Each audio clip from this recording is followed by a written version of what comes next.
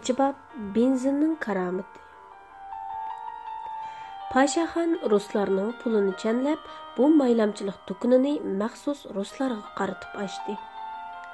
Ballarmı Pashaxondan az to'la rus tili o'rganib olgan bo'lg'achqa, ruslarga kaldur-kuldur bir nimalarni deb, ularni qiziqtirib, oyoqlarini maylatqili salatdi. Samirib, tiqilib ketgan ruslarmı ballarning og'zidan chiqqanini beretdi. Pashaxon bilan Tillaxon bu jarayonda bir tuqqan akukulardek bo'lib ketdi. Biri bo'lmasa, yana birining gelidan tamoq o'tmaydi. Muz erisa suv bo'lganidek, Tillaxonning kelib chiqishi mu pokiz oildan bo'lg'achqa, u nayt tizla Pashaxonga moslashib ketdi. Kitobga bo'lgan yerismanligi Pashaxondan qilishmaydi. Uning namozxonligi ba'zida Pashaxonni suyundiratdi. Pashaxon gerçi bala bolsumu rus tiliga puxta bo'lg'achqa, qadimiy asar atiqiga munosabatlik ruscha kitoblarni to'la ko'rib muayyan bilimga ega bo'lgan edi. Shunlashqa u atiganda ballarni tijoratga yo'lga solib etib bo'lgandan keyin Tillaxonni agashtirib, shaharga yaqin yezi sahrolarga chiqib, asar atiqa yig'atdi. Kishilarning uydagi koni buyumlarni ko'rib, ularning ichidagi qimmatbarlarni arzon bahoda sotib oladi. Andan ularni udul ruslarning yig'ib saqlag'uvchilariga ko'rsatib, alg'inidan necha hassa yuqori bahoda sotadi. Kechliki Pashaxon bilan Tillaxon bir kunlik tijorat ahvolini hisoblab, kirim chiqimni qilib, daftarni bug'atdi. Tijorat kundan kunga yaxshilanib, Pashaxonning supi ostidagi tillasi shopit qilib, qo'lidagi qog'oz puli bargan sari ko'payishga boshladi.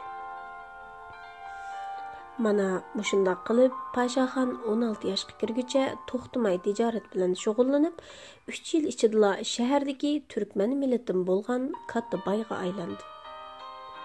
Uning bundoq tez beyib ketishida 3 yilning oldidagi bundoq bir ish asosli sabab bo'lgan edi.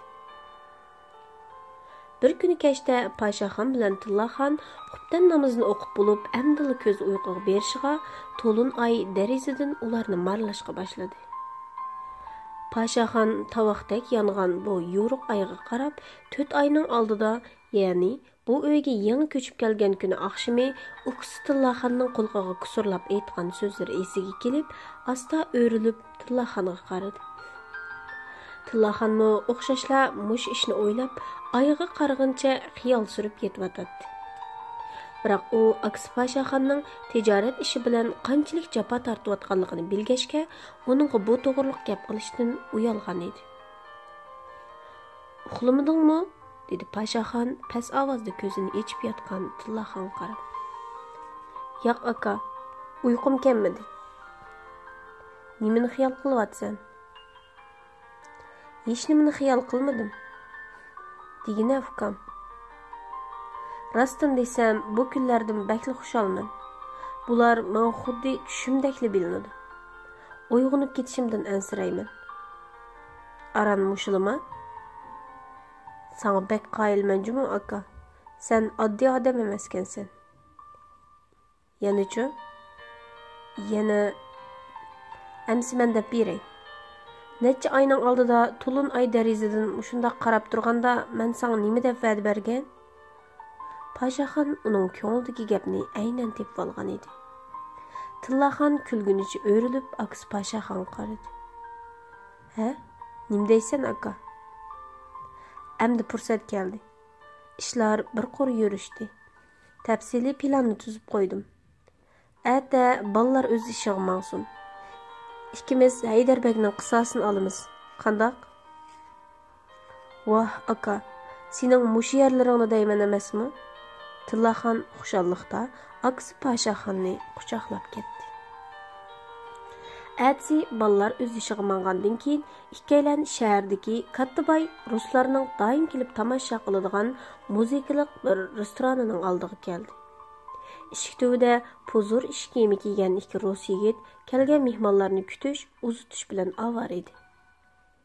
Bu yerga oddiy turkman puhrolar kirolmaydi. Faqat turkmanlardan bo'lgan hukumat amaldorlari yoki turkman boylarni kiralaydi. Paşaxon bu ahvollarni yaxshi bilgachga, Tillaxonga ballarga obdan qarab qo'yishni deb qo'yib, kiyimlarini tuzashtirib, heliqi ikki rus yigitning oldiga yugurib ketdi. "Ay, to'xta, nega borsan?" dedi yigitlarning birsi rus tilida mushtumini Paşaxonga chinab turib. "Restoran xo'jayini meni saqlayotdi. Uning bilan ko'rishadigan ishim bor edi", dedi Paşaxon o'lchamlik rus talaffuzida yigitlarga darhol javob qaytarib. Yigitlar bu kichik turkman bolasining rus tiliga shundoq puxtaligini bilib hayron qoldi. Ular Paşaxonni turkman amaldorlarining o'g'li bo'lsa kerak deganni o'ylab uni kirgizib etdi. Paşaxon hashamatlik bezalgan rus tomoqxonasining o'tirsidan kesib o'tib, hisobot qildigan pukayga udul berib, u yerdagi semiz rus ayoldan o'zining restoran xo'jayinini izlaydiganligini, ko'rishadigan muhim ishining borligini aytdi. Semiz ayol uning rus tilida ravon so'zlayotganligini bilib, Paşaxonni xo'jayinning ishxonasiga boshlab akirdi. Xo'jayin egiz bo'yliq, porkutak rus bo'lib, maylashib ketgan chiroyidan rahimsizlik chiqib turadigan kishi edi. "Menda nima ishing bor, yigit?" deb so'radi xo'jayin Paşaxonning chiroyiga sap solmay, oldidagi hisobot xotirasiga bir nimalarni yozib atqach. "Mening restoraningizda kutkuchi bo'lib ishlagim bordi", dedi Paşaxon qilcha uduqmasdan beshini egiz ko'tarib. Xo'jayin rus bolalardek gap qilayotgan Paşaxonga beshini ko'tarib san soldi. Paşaxonning qosh ko'zi bakli qamlashgan bola bo'lg'achqa, har qanday kishining bir ko'ribla amroqligini keltiradi. "Sen turkmanmi?" "Albatta turkman. Bu yerda turklarni ishlatmaymiz, chiqib ket." Xo'jayin yana xotirasiga yang'ishdi. "Xo'jayin, men Janubiy Quvuqdagi ruslarning Viktoriya bazmixonasida e'tiborli kutkuchi edim. Birsi mast bo'lib qolib, meni butulka bilan urib, bu yerimni yerivatdi", dedi Paşaxon chekisidagi ro'shan tartuqni ko'rsatib turib. "Shunga men ularning yolvurishiga unamay u yerdan chiqib ketgan." Xo'jayin qo'lidagi qalamni tashlab qo'yib, Paşaxonga qaytadan sap soldi. Chunki Viktoriya bazmixonasi bu restoranning tijoratdagi raqibi edi. "Yigit, ular sana yalvurg'idek, sen ularga oltin tuxum qo'yib bermagan bo'lg'ayding. Qani aytqina, sening nima alohidliging bor edi, uni chiqib ketgudek?" "U yerga Yevropaliklar kunda berib turadi. Men ingliz tili deganni so'yib etaman. Shu sababdan ular meni e'tiborlab ishlatadi." "Ata po'ringni turkman yigit", deb kulib ketdi xo'jayin. Paşaxonning so'zini bo'lib etib, uningga ishonmagan oldi. "Men azaldan yolg'on aytmayman. Ishonmasangiz sinab beqing." "Qandoq sinayman? Men yo inglizcha bilmasam, qiziq gap bo'ldi-da bu." "Ishkovingizda inglizcha kitoblar bo'lsa o'qib beray xo'jayin." "Menda undaq kitob yo'q. To'xta, mundaq qilayli. Hozir zalga chiqib qarab boqayli. Biror ingliz mehmon tamoq kelgan bo'lsa, shuning bilan paranglashib boq. Agar rostila shundoq karomating bo'lsa, bu yerda qolib qolasan. Uqdingmi?" Xo'jayin o'rnidan turib Paşaxonni agashtirib zalga qarab mangdi. Tamoq zalida degandek o'ttir yoshlardagi 3 yevropalik bir ustalda o'ltirib tamoq yeyotdi. Xo'jayin nayt takalluf bilan ularga rus tilida maqsadini aytdi. Ularning biri elchixonada ishlasa kerak, beshini lang'ishtib ma'qulligini bildirdi. Paşaxon ular bilan xeyli uzun o'lchamlik ingliz tilida paranglashdi. Ularning Paşaxonga havasi kelib, uni tamoq yeyishga taklif qildi. Xo'jayin bularni ko'rib hang-tang qoldi. Heliqi rus tilini tushunadigan Yevropalik xo'jayinga rus tilini buzgan holda Paşaxonning inglizchani suvdek so'zlaydiganligini aniq tushuntirib aytdi. Shundoq qilib, porkuta xo'jayinning og'zi qulog'iga yetib, Paşaxonni kutkuchilikka olib qoldi. Paşaxonning oyog'i ittik, qo'li chaqqan bo'lg'achqa, restorandagi cho'ng kichik hammaylan uningga amroq bo'lib qoldi. U bu jarayonda kutkuchi qizdan heliqi harbiy amaldorning ahvolini chandurmay so'radi. "Hada, heliqi harbiy amaldor Zakov Peryovich bu yerga ancha kelmamdi?" "Zakov Peryovich? Ha, heliqi paxta eksport shirkatining bosh boychikimi?" Ha, şu. Viktoriyaga to'li boratdi u. Bu yerga to'li keladi. Katta nima u? Haftaning oldida kunda kelganchilik qiladi. Bu yaqinlarda xizmat ishi bilan sirtqa chiqib ketgan bo'lsa kerak. Bu necha kunda uni ko'rmadim-ku. Ular shu gapni deyishib turganda tamoq zaliga kutilmagan bir mehmon kirib keldi. Pashaxonning yuragi qarttidi qilib, o'zini asta daldiga olmoqchi bo'ldi. Qerishqandak hiliqi yakchashma yoshda o'zidan kichik bo'lgan bir yevropalik ayolga xushomad qilgan peti kirib kelyotdi. Küçük qiz oshxonada turgan Pashaxonni chaqirdi. Pashaxon anglamaslikqa selib turdi. Kütükçi Pashaxonning yeniga kelib, hiliqi ikki mehmonning oldiga berishini alohida topilib uningga aytdi. Mustafa, bu Pashaxonning yolg'on ismi edi. Avu apandini ko'rdingmi? Yanida yevropalik ayol o'tirgan. Ko'rdim. U restoranimizning aziz mehmoni. U chapinini go'shib qo'ysimi, tutamlab pul tushadigan odam.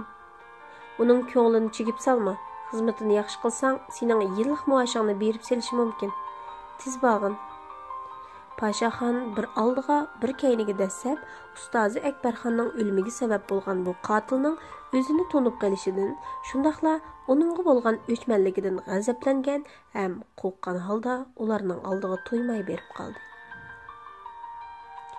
Ko'nglingiz nima tortadikan, xonim? Dedi Pashaxon tamtirgan holda yakchashmaga qarashdan ansirab. İngliz ayol o'zining tilida ravon gap qilgan bu bolaga zo'qi kelib, uning bilan bir necha og'iz paranglashdi. Yakchashma u kuni qattiq mas bo'lib ketgachga, bu qitim uni to'niy olmagan bo'lsa kerak, xonimning xushbo'lig'ini qarab tang hechib o'ltiradi. Pashaxon ko'zining quyruqida yakchashmaning o'zini to'niy olmaganligini ko'rib, yuragi joyiga tushdi. Pashaxon hili rus tilida, hili ingliz tilida ularga so'z qilib, ularning qattiq maqtishiga erishdi. Ularning biri brandi, yana biri vodka ichib, xilili qizib qelyotdi. Bo'libmi xonim baldurli tanishilib qolg'ashqa, Pashaxonni to'xtamay maqtab, bakla uchiribdi. Ular tamoqni yeb bo'lib mang'archig'ida hiliqi yakchashma santirilgan peti Pashaxonni chaqirib, portmalidan bir tutam pulni sug'urib, uning qo'liga tutqizib turib, kulib aytdi. Yaraysan yigit. Bundan keyingi savdo ishimda menga sendek bir yordamchi lozim bo'ladi. Xohlasang men bilan ishla. Menga tarjimonlik qilib berasan. Men hozir muhojirlar mehmonxonasida turyapman. Ismim Antoniy Yekrovich. Esingda tutib ol. Bu yerdagi 1 yillik maoshimni men 1 oyda berib etaman. Men haftaga qolmay Leningradga qaytaman. To'mirni qizlig'ida so'qib ol yigit. Sizni izlab borman, hurmatli Antoniy apandi. Uning ustiga men to'mirchilikni obdan bilaman. Qarab turing. Qiziq to'mirni qandoq bozg'anligimni ko'rib qolsiz texi, dedi Pashaxon vaznlik javob qaytirib. Yakchashma Pashaxonning ma'nili qilib aytgan so'zini asla tushunmaydi. U Pashaxonning bu javobidan nihoyat xursand bo'lib, xonimning do'lisidan olg'inicha daldang'ishib chiqib ketdi. Pashaxonning ko'zlarida bo'lsa, qisos o'ti yalqinjaydi. U qonxo'r qotil. Odam o'ltirib, yana tex ko'chada bahramon menayotganingni qarab tur. Bütün hisobni olmasam, Türkmenlarning qandoqligini endi ko'rsan. O'z vataningda yurishmay bu yerni xarob qilganning jajisini endi ko'rishsan. Qarab tur. Pashaxon kutkichi qizga qo'lidagi puldan birini odamgarchilik qilib sundi. Qizchaq intayin xushal bo'ldi. Chunki bu pullarning har bir partisining qimmati nihoyat yuqori edi. Hada, vodkalarning ichida eng qimmat, eng esil bormidi? Deb so'rdi Pashaxon kutkichi qizdan. Albatta bor, qarg'ini. Avu haraq ishkobining eng ustida tizilgani shu. Uning bir shiyisila bizning 1 yillik maoshimizga yaqinlashadi. Qo'limdagi mavu pulga uningdan kelami? Kutkichi qizchaq Pashaxonning qo'lidagi pullarni elib sanashga boshladi. Azoda keladi ekan. Unda qimmat vodkani elib nima qilading? Birasi sovuq qilmoqchimiding? U maň bir işni qilib bermekçi bolgan. Ha, mundaq degine? Mundaqda sana kelish bahasida birini ep berey. Kütküçü qız Paşaxanni ägeştirip, araq setişqi məsul xizmetçi bilen deyişip, onunğa äň daňlyk vodkadan birini arzan bahada ep berdi. Onun qolğa yana pul açdı. Paşaxan yenideki puldan yana birini soğurup elip, kütküçü qızjaqqa taňlap, "Xo'jayin sorsa, meni tuyuqsuz kesel bop qapdı" dep qo'yun. Men berip dadamni bir xoş qılıp etip keley, degeniçe sırtqa yugurap maňdy. O şu yugurgunicha ballar maylamchilik qildigan joyga berib tillaxona topdi. Uning qulqiga jiddiy bir nimalarni deb, uni agashtirib shaharlik doktorxona tarafga qarab yugurib mangdi. Paşaxan doktorxonaning saranglarni davolaydigan bo'limini obdan biletdi. Chunki ustoz Akbarxonni uydagilari bu yerga akilib davolab baqqan edi. Paşaxan shu chaqda bu yerga bir qitim kelgan bo'lg'ashqa, ikkaylan udul doktorxonaning orqa hovlisiga joylashgan bu joyga yetib keldi. Paşaxan uksining qulog'iga pichirlab qo'yib, o'zi aldirab doktor ishxonasiga kirib ketdi.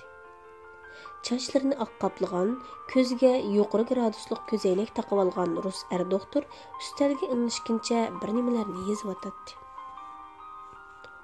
Doktor, chataq chiqdi, akam u. Paşaxan yalğandan jiddiylashib ketgan bo'lib, to'xtamay hasir aytdi. U kiyimlarini yirtib uyni beshiq kiyivyotidi. Nima? Qaysi uyda kesal? Doktor darhol beshini ko'tarib jiddiylashib ketgan Paşaxanga tikildi. Yo'q, akam bu yerda emas. U bizning uyda, doktor. Biz uni o'tganda qishingizga kelgan. U 2-3 kunda mana mushundaq asabiylashib, hammamizni qo'g'laydi. Uxultadigan dorisi tugab ekan, shu doridan ba'singiz bo'pti ekan, dedi Paşaxan ruscha so'zlab bechora bo'lgan qiyofatda.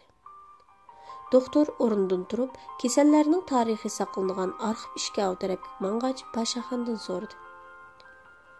Akangni bu yerda qachon davolagan? Ismi nima? Ismi Akbarxon. Qachon akagan bo'lg'iydi? Asta. Paşaxan beshini qashlab, o'ylangan bo'lib turdi. Shu chaqda to'satdan bir bola eshikdan, "Aka tez bo'l, chataq chiqdi" deb asirg'inicha qo'lida 100 yuanlik puldan birini ko'tarib ishxonaga kirib keldi. "Voy, yana nima ish bo'ldi, ukam?" deb so'radi Paşaxan uydagi ishlardan ansirgan qiyofatda. "Akam zodi bo'lanmadi. U qo'liga pichoq elib uydagilarni qo'g'layotidi. Onam bu pulga tezroq dori olsin deydi." Tillaxon shundoq deb bo'lib pulni akasining qo'liga tutqizdi. Doktor turkmanchini asto'li biletdi. U Tillaxonning so'zini tushandi bo'lg'ay, ishkop ichidagi arxivlarni tezdan aqtirishga boshladi. "Ismini Akbarxon dedingmi? Bu yerga qachonlarda kelgan?" dedi doktor arxivlarning yon yuzidagi yoziqchilarga inchiklik bilan qarag'ach. "Doktor aka, bizga rahim qiling. Doringizdan faqat bir qitim ichkidak berib turing. Oldi bilan uni uxultayli. Ondan arvig' selib bu yerga akilimiz." Paşaxon shundoq degach, qo'lidagi 100 so'mlik pulni doktorning yanchiqqiga sep qo'ydi. Doktor atrofga bir qarab o'tgandan keyin, "Hey, aslida ukulning unumi yaxshi edi. Bo'pti, sizlarga faqat bir qitimga yetkudakli dori beray. Akanglar tinchlanganda eng yaxshisi uni akilinglar." Doktor shundoq degach, balvig'idagi oshqushni sharaqlatib sug'urib elib, yonidagi uyga mangdi. Paşaxon bilan Tillaxon doktorning keynidan tang agishib, dori bar uyga birga kirib keldi. Doktor qulp selingan javanni ichib, ichidan bir quti dorini elib, qog'ozga to'kiyotganda, Paşaxon o'zini o'ngsiga tashlab, put etishga boshladi. Doktor zodi nima ish bo'lganligini bilolmay, qo'lidagi qog'ozga to'kilib bo'lgan 2 tal dorini tugib Tillaxonga sundi. Ondan qo'lidagi dori qutisini uchisidagi xallatning yanchiqiga soldi. "Bu dorini ol. Endi bu akangga nima bo'lgandi?" dedi doktor oldi to'lg'inib yetayotgan Paşaxonni aldirab tekshirmoqchi bo'lib. "Akamning mushtaq tutqoqlik kesilib batdi. Sal turib o'ngishilib qoladi." Tillaxon ruschani obdan bilmasmi, doktorning nima deganligini tushungan edi. Şoň o türkmen tilida şundaq dep jawap bergech, doktorga yaqin kelip, akasining putini chiň tutuşup bergen boldy. degandek Pashaxon minutga qolmay ko'zini uğlab o'rnidan turdi-da, Tillaxon bilan ushqandek yugurib doktorning yenidan chiqib ketdi. Ular doktorxonaning darvozasidan chiqib bo'lib, yandagi ko'chaga kirib, to'xtab, birdan demini oldi. Qandaq bo'ldi, ukam? Qandaq bo'ladi, aka? U degan mening ko'nglim tursa. Ikkaylan qo'llaridagi bu bir qutining ichida liq dori borligini ko'rib, kulishib ketdi. Ondan ular muhojirlar mehmonxonasi tarafga qarab yo'l oldi. Muhojirlar mehmonxonasining oldida ikki askar qurolliq posti turib o'tadi. Chunki bu yerga ruslarning eng katta boylari yoki harbiy amaldorlari tushalaydi. Ularning jismoniy va mol-mulkning bexatarligi uchun bu mehmonxonaga kirib chiquvchilar tizimlanib, qattiq tekshiriladi. Pashaxon eliqi yakchashma savdogarning o'zini chaqirganligini aytsa, qarovul askarlar yakchashma bilan aloqalashib, uni albatta kirgizadi. Lekin Pashaxon ishlarning keyingi oqibatini o'ylab, boshqacha bir plan tuzdi. Ular mehmonxonaning orqa yon atrofini kuzatib, orqa temining kishilarning o'ltiraq uylariga tutishadiganligini bildi. Shuning bilan ular kechda shu orqa tomdan siyrilib tushadigan bo'lib, arg'amchi tashlaydigan yerni obdan planlab olib, uyga qaytishdi. Ular uyning eshigini ichidan itib etib, vodkaning hem etilgan og'zini tig' bilan tiksiziq shaklda kesib, uning og'zidagi so'lyav bilan qoplangan qismini ustalik bilan ochdi. Shisha eg'iziga pugutga tiqilgan edi. Ular do'kondan olg'ach kelgan maxsus vodkalarning og'zini ochadigan burmasimon ochqich bilan vodkaning og'zidagi pugutni avaylab sug'urib elib, heliqi kuchlik tinishlantirish dorisidan 20 talchini so'qib, undak qilib shishining og'zidan qo'yibdi. Ondan pugutkini qaytadan o'rniga selib, asli holatiga akelgandan keyin shishi beshiga o'ralgan so'lyav o'ralmani yana burunqidek chandirmay o'rniga akilib, kesilgan yerni shilim bilan chang'atdi. Qarmoqqa vodkaning og'zi echilmagandek holatga keldi. Ular bu ishlarni tugatgandan keyin rastiga chiqib 5 litrlik bir bakka benzin qachlab tayyor qildi. Egiz tamdan arg'amchiga esilib chiqib ketar chog'ida qiynalib qolmaslik uchun arg'amchini har yarim metrda bir tugnak qilib tayyor qildi. Ishlar puxta tayyorlandi. Ig'ir namozsham bo'lganda ikkaylan eliqi egiz tamga yenidagi daraxt orqali yamishib chiqib, qo'lidagi arg'amchining bir uchini daraxtga mahkam bog'ladi. Ondan bu arg'amchi bilan mehmonxonaning orqa o'ylisiga serilib tushdi. Mehmonxona o'ylisida odamlar ko'rinmaydi. Tillaxon bilgi esib olgan bakni qo'liga elib to'xtatib qo'yilgan bir qor mashinaning ostiga kirib, shu yerda mukkinicha Pashaxonni saqlab turadigan bo'ldi. Pashaxon kiyimlarini tuzashtirib, qo'lida vodkani ko'targanicha mehmonxonaning orqa o'ylisiga ochilgan kichik eshik orqali binoga kirib ketdi. U kutkuchi rus mulozimlardan yakchashmaning yotig'ini qiynalmaydi tepib, eshikni yenik chekdi. Kim u? Ig'ir uyqudan uyg'ongan yakchashmaning asnab aytilgan ovozi anglandi. Antoniya apandi, bu men. Abayam restoranda siz bilan ko'rishgan kutkuchi Mustafa. Ha, sen miyding? Eshik ochildi. Uy ikki eg'iz bo'lib, katta bezalgan edi. Yakchashma Pashaxonni sofaga o'ltirishga taklif qilib, o'zi uxlash kiyimi bilan daldangshigunicha karavatining beshidagi sigaretini elib tutashtirishga boshladi. U attigandili ichib tangshilib qolg'achqa, ko'zlari chala uyqudan qizirib, qapoqlari sanglab ketgan edi. Nima, bu kechda kep qopsan-g'u, dedi yakchashma sigaretni sho'rg'unicha asnab turib xushyoqmagan oldi. Sizga buni olg'ash keldim, apandim. Sizga ishlasamkan deyman. Mau giping joyida bo'ldi, yigit. İngiliz ablahlar hadisila to'xtam deb yozma materiallarni ko'zimga chiynab yo'q qilibdi. Ularni sen ko'rib tushunalaydigansan-g'u, dedi yakchashma uning qo'lidagi vodkani ko'rib xushalliqida yejayganicha. Undaq to'xtam deganni titivitman apandim. Yaraysan yigit. Qo'limni sovutsang pulning ko'zi san qarab turmaydi. U shundaq deginicha Pashaxonning qo'lidagi vodkani qo'liga ilib, markasini ko'rib, texim xushal bo'lib ketdi. Kela, İkimizning hamkorligi uchun biradin qaqayli. Yakchashma ishkovidan bo'rmisiman ochqichni elib, vodkaning og'zini ikki to'lg'apla ichiverdi. Qarg'ina seni, pulingning hammani buning xajlabsan. Uning ustiga bu men eng amriq ekan. Yakchashma shundoq deb, qo'lidagi vodkani ikki romka qo'yib, birini Pashaxonning oldiga qo'yib qo'ydi. Ondan o'zi Pashaxonning oldiga kelib o'ltirdi. Pashaxon ichidagi yana bir uyda odam bo'lib qolmasin deganni o'ylab, uningga javoban parang qildi. Yilqi xonim ko'rinmaydi-ku xo'jayin. Ha, umi? U degan elchixonada ishlaydigan xotin. U texi yilili ketdi, deb kulib ketdi Yakchashma qo'liga romkani elib. Qani kela, qalbimiz uchun. Yakchashma qo'lidagi romkani birdamda ko'taribdi. Pashaxon uning chiroyiga zan selib turadi. Yakchashma vodkani yutib etib, gelin azroq qardi. Ta'mi ajab achchiq-ku buning. Yoki og'zim bir qandoq bo'lib qoldimi? Pashaxonning so'qib ketgan yuragi bir oz joyiga keldi. Balkim mijozingiz bo'lmasa kerak, xo'jayin. Ha, sen ichmabsan-ku. Men texi bir bala xo'jayin. Sizning bexatarligingiz uchun buni qat'iy og'ziga ololmayman. Men bugundan boshlab sizning qo'g'dig'ichingiz. Hey seni, ruschani nadin o'rgangan bo'lg'ayting, karomat balakansan. Yakchashma uning oldidagi vodkani elib ko'taribdi. Dora haqiqatan kuchli edi. Shundoq qilib, dori kuchini ko'rsatishga boshladi. Yakchashma qo'lidagi romkani bir yoqqa qo'yib, endi gap boshlaydi deb turishiga ovozi tushib ketib, o'ltirgan yerida xo'rak tortishga boshladi. Pashaxon uning ismini atab bir qancha qatim chaqirdi. U uyg'onmadi. Pashaxon uni nuqib baqdi, inkiga shaplaqlab urib baqdi.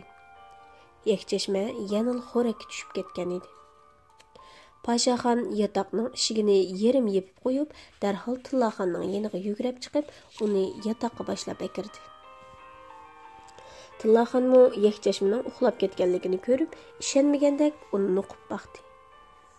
Yakchashma cho'shqidek xotildab uxlayotdi. Pashaxon baktiki benzinni qo'liga elib, og'zini echishi Tillaxonning kallasiga bir xiyol keldi. Aka, aldirmay turg'un. Bu to'ng'izning yenini aqtirayli. Bular shuncha yiroqdan kelib bizni bulg'ay yerda biz qarab tursak bo'lmas? Bo'pti, mayli aqtirayli. Ular Yakchashmaning uxlash kiyimini aqtirmay, udul kiyim ishkovidagi esib qo'yilgan kiyimlarning yanchiqlarini aqtirishga boshladi. Pashaxon uning portmalini topdi. Tillaxon ko'zni yumib ochqicha 3-4 xurum chamdonlarni aqtirib, ichini quruqtab bo'ldi. Chamdonlarning ichida qog'oz material, kiyim-kechakdan boshqa hech nima yo'q edi. Shu chaqda Tillaxon yugurib berib, Yakchashma yotadigan karvatning ostini ko'rib boqmoqchi bo'ldi. Karvat cho'ng bo'lg'achqa Tillaxonning kuchi yetmadi. Buni ko'rib Pashaxon fuksiga yordamlashib karvatni yonga o'rib o'ngdisiga qildi. Karvatning ostida hech nima yo'q edi. Lekin karvatning osti qismiga chiroyli bir xirim chamdan teng'iliq turadi. Ular bir-biriga ma'nilik qarishib qo'ygandan keyin bu chamdanni ajratib elib, kichik qulpisni buzib og'zini ochdi. Ular chamdanning ichidagilarni ko'rib, hang-tang qilib o'z ko'zlariga ishonolmay qoldi. Chamdanning ichi bag'lam pulga liq to'lgan edi. Ularning yuragi selib, put-qo'llari titrashga boshladi. Ular sal hushini yiqqandan keyin chamdanning og'zini ching etib, bir yonga qo'yib, benzinni Yakchashmaning beshidan qo'yishga boshladi. Yakchashma bo'lsa, ba'ayni uylikdek hech nimani sezmay uxlayotdi. Pashaxon baktiki yerim bo'lgan benzinni karvat ishkoplarga to'kib bo'lib, uksi Tillaxonga ishorat qildi. Tillaxonning sarangi tutgan qo'li bir oz titrashga boshladi. Buni ko'rgan Pashaxon Tillaxonning qo'lidan sarangini elib, o'zi yoqmoqchi bo'ldi. Lekin mushtabda Pashaxonning qo'li tuzuq qo'lashmayotdi. "Nim bo'ldi aka? Yoqatiz" deb kusurladi Tillaxon. "Qo'lim barmayotdi shu", dedi Pashaxon sarangi tilini qapdan neri tutib turib ikkilangan holda. "Ems chamdanni elib chiqib ketmaylimi aka?" Shundaq qilsaqku bo'ladi, biroq dedi Pashaxon jiddiylashib nima qilarini bilolmay. Bu rus cho'shqisi shuncha yiroq joydan bizning yurtimizga kelib, qo'rqmay azod yurgan yerda biz nimadan qo'rqatdik aka? Deb yel soldi Tillaxon o'zining qo'rqib sarangini yoqolmaganini yushirib turib. Pashaxon bu gaplarni anglab bir oz yelishgandek bo'ldi. Ham put-qo'liga jon kirib, qaddini rustlab oldi. To'g'ri deding. Ustozimning xun qarziga to'lgan bu to'nguzni chaynab purkvasam dadim chiqmaydi. Pashaxonning g'azabdan tishlari kirishib ketdi. Sening jajang mana mushu bir tal saranga. U shundoq deb saranga tilini vashshida yoqqanicha yakchashmining it beshiga tashladi. O't yalquni ko'zni yumib ochqicha yakchashmini butunlay yalmab elib, chaqmoq tezligida uyning ichiga tutishga boshladi. Angacha ikkalan heliqi chamdonni ko'tirgunicha so'rab elib mengib, yotoqning eshigini ochilmaslikqa etibatdi. Ular shu yugurgunicha arg'amchi tashlangan tamning tuyiga keldi. Başta Pashaxon arg'amchiga yamishib, tamga chiqib, arg'amchi orqali chamdonni tortib oldi. Ondan Tillaxon arg'amchiga yamashdi. Ular tamdan sog'-salomat tushib kelayotganda mehmonxona ichi qiyachiyaga to'lib, kishilar upur-tupur bo'lishib qechishyotdi. Ular xubdanga yaqin uyga xotirjam kelib olib, chamdonni bolalarga ko'rsatmay, Pashaxonning hujursidagi supining ostiga ko'mib qo'ydi. Akuku ikkalan bu qitimqi o'chilish harakatidan bakli xushal bo'ldi. Ham bu ishning pash bo'lib qolishidan intayin ansirishayotdi. Ular bir kecha qo'rqqanidan to'lg'inib uxlay olmadi. Atsa masjiddan yenib, quyosh nayzi bo'yi ko'tarilganda, oqshomgi ishlarni bilib beqish uchun muhojirlar mehmonxonasining oldiga berib boqmoqchi bo'lishdi. Darvaqa mehmonxonaning oldiga soqchi askarlar qo'ngan chivindek yig'ilishib ketgan bo'lib, uyan buyan tipirlashib yuradi. Mehmonxonaning yo'l yuziga qaraydigan derazalarining hammasi qop-qora o'ngirdak ko'rinyapti. Mehmonxona yotoqlarining bezilishi nihoyat katta bo'lg'achqa, uning ustiga o't o'chirish aslalari degidek yaxshi bo'lmag'achqa, bu katta mehmonsaroy oqshomgi yakchashmadan tutashgan o't yalqunidan kuyib quruq tamli bo'lib qolgan edi. Pashaxon bu xarobelikni tomosha qilayotgan cho'nglardan nimish bo'lganligini bilmasga selib surishti qilib baxti. Yig'ilgan kishilarning orasidan biraylan oqshom bu to'ng'izlarning osmonga ko'tarilgan o't yalqunidan xuddi chashqandek pitirab ketishgan edi. Xudoyim shundaqmi jaljisin badi bu xalqning. Shug'unisi tuzuk odam o'lmabdi. Atdigan biraylanning kuyib ketgan sunkini soqchilar quchoqlashib so'yishib yuratdi, deb xabar berdi. Necha kunga qolmay gazitga Rossiyalik Kattabayning o'lim xabari besildi. Soqchilar naq maydondagi kulning orasidan yakchashmining kuyib ko'mir bo'lib ketgan sunkidan boshqa hech nimani topolmagan edi. Uning ustiga u ikkalan tamdan serilib tushganda iz qoldirmaslik uchun cho'ng odamlarning oyog'ini kiyib olgan edi. Ertadan kechgacha vodka ichib yuradigan lat qalpoq soqchilar tam to'ydagi qilib qolgan oyoq iziga asosan diqqat nazarini cho'nglarga qaratib, ishning oyog'ini qat'iy chiqara olmadi. Pashaxon bu ish bo'lib atsila restoranga ishga bordi. U necha kun o'tganda Heliqa Haydar Oltiqo'lni etib harbiy amaldorning Rossiyaga necha oylik bir ishga ketganligi xabarini tomoq yegil kelgan birsidan angladi. Shuning bilan u Tillaxon bilan maslahatlashib, planni o'zgartib, restorandagi kutkuchilar xizmatidan iste'fo berdi. Yuqorqi sababning natijasida Pashaxon akular 16 yoshga kirmay qo'lini qayerga sunsa sunalg'idek zo'r boyliqning egisi bo'lib qolgan edi. Lekin ular o'zining bu boyliqni hech kimga bildirmadi. Yenidagi naq pullarni bankaga qo'ymay, uning yarmidan ko'pragini az-azdan bo'lib elib chiqib, ziqcha oltinlarga almashtirib, supining ostiga ko'mdi. Ular yana asar-atiq tijorati bilan to'xtamay shug'ullandi.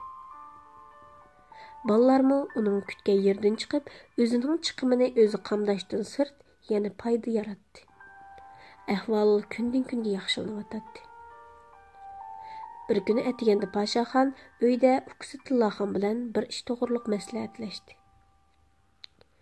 "Ukam, sen uyga qarab tursang, Мен Русия tarafga bir berib kelsam, dedi Paşaxon ukisining ko'ziga tikilib qarab turib.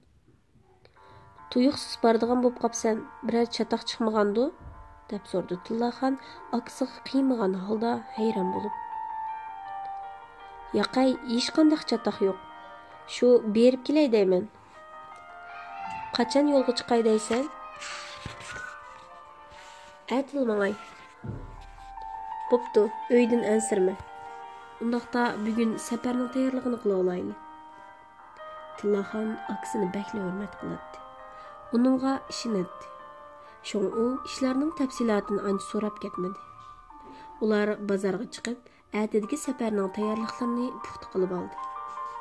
Atsi atiganda Paşaxon bolalar bilan xo'shlashdi. Tillaxonmi uni bekatgacha uzatqili chiqib, uning bilan quchoqlashib xo'shlashdi. Tova, akamga zot nim bo'lgandi? Bunda g'alit emasdi.